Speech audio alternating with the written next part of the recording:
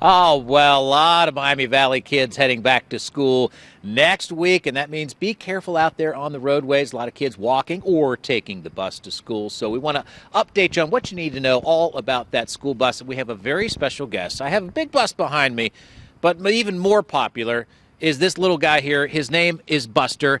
Buster visits schools around the Miami Valley, educating kids. Buster, how are you? I'm fine. How are you today? Good morning, boys and girls. I'm doing just fine. You are quite the popular little guy here. Give us a little wink if you can, Buster.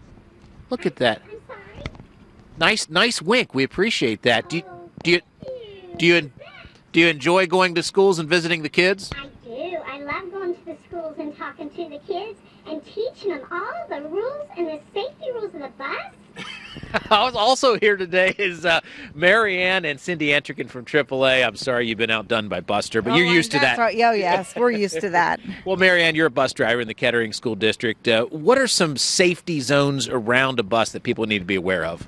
Well, we teach the kids to take 10 steps away from the bus to their place of safety so that we can see them. That way they are out of our danger zone and in a safe place before we pull away. People are often confused when they come up to a bus. If that stop sign is out, you stop. That's correct. We activate our lights 300 feet, so that's our amber lights that are coming on, to tell the cars that we're getting ready to stop to pick up students. So when they see those amber lights, they need to prepare to stop. Once we stop, do brake gear door, the reds come on, and we are either picking up students or dropping off students. When you approach a bus, if it's a 2-lane, you definitely want to stop. But if it's how many lanes? You don't always have to stop if there's multiple lanes. You always have to stop when you are behind the bus. Okay. But when you are coming towards the bus, it has to be 3 or more, and you do not have to stop. Okay, Cindy Entrican from AAA is here with us as well. Just talking about school safety in general. A lot of kids walking to school as well. You want to pay attention to those speed limits during schools, in the school zones. Correct.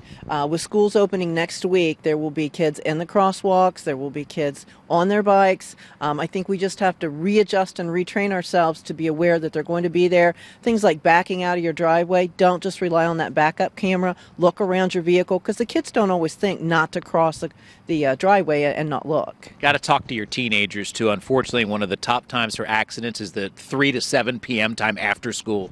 It is. That's when we see a lot of pedestrian fatalities with the younger children just getting out of school. Teens, especially brand new drivers, they need to be made aware that this is a time of increased danger for the little kids, and they have got to learn to pay attention. So if they come up to a street and they're going to make a left or a right, there could be kids in the crosswalk. You need to pay attention when you turn. All right, ladies, step back and watch your toes, because we don't want Buster to. Buster, are you a good driver? Oh, I am sometimes. I am a good driver. Let's see your stuff here. Okay, here we go.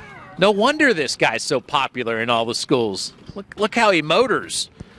All right, Buster. Buster, how long you been doing this? Oh, for about 15 years.